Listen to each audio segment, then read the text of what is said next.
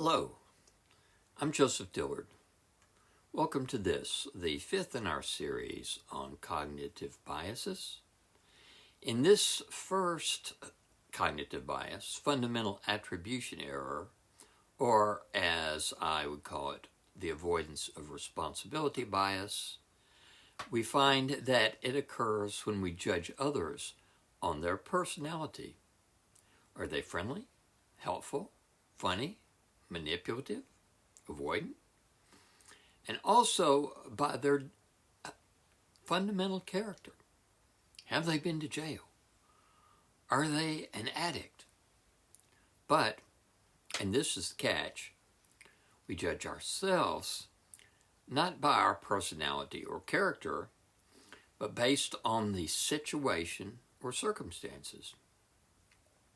If you are late, it's because you are thoughtless, lazy, forgetful, or self-centered. However, if I am late, it's because of traffic or pressing business.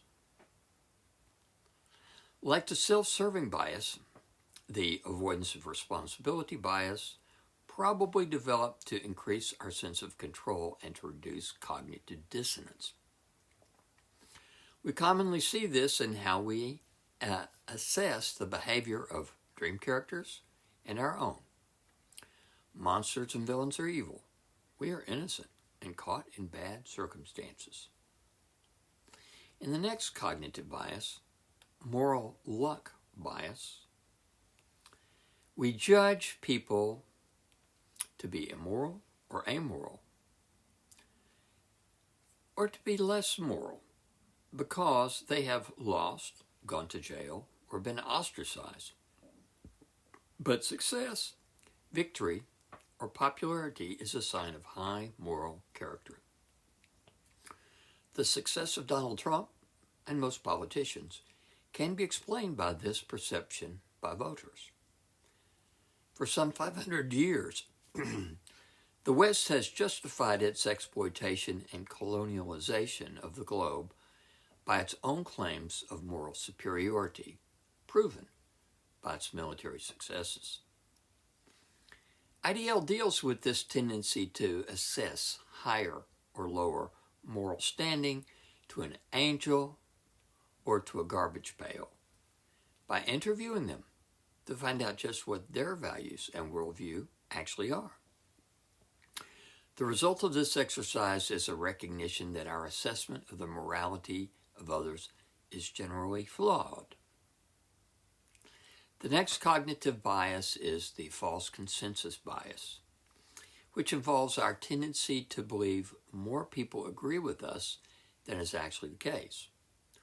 We may believe everybody thinks that. For example, we might believe that anyone would respond to a nightmare the way we do.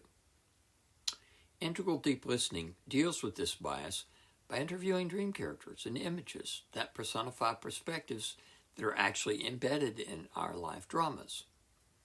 When we do so, we gain irrefutable evidence that there are points of view that are not only very different from our own, but are more reasonable and useful than our own. In the next cognitive bias, the just world hypothesis, we find that it is based on our tendency to believe the world is just and that therefore we assume acts of injustice are deserved. The consequence of this belief on dreams is that if bad things happen to us in dreams, it must on some level be because we deserve it. The just world hypothesis turns tragic or unfortunate circumstances into persecutors and us into deserving victims. In the Dunning-Kruger Effect, or the false confidence bias, which we mentioned in a previous video, it says that the less you know, the less skilled, the more ignorant or naive you are, that is, generally the younger you are as well, the more confident you will be. Think of young children who have no idea what they don't know or what they have to learn to be good at something. Their confidence works to keep them trying despite mistakes until they have learned to hit the right notes, kick the ball accurately, or do the math. We can observe this in some people's confidence that they can accurately interpret dreams. There's a second half to the Dunning-Kruger Effect, which says that the more you know, the more you recognize how little you know. So you are less confident and more humble. This is the normal outcome of integral deep listening. People learn how easy and often they misinterpret the intentions or motives of others, including dream characters. Thanks for watching. See you next time.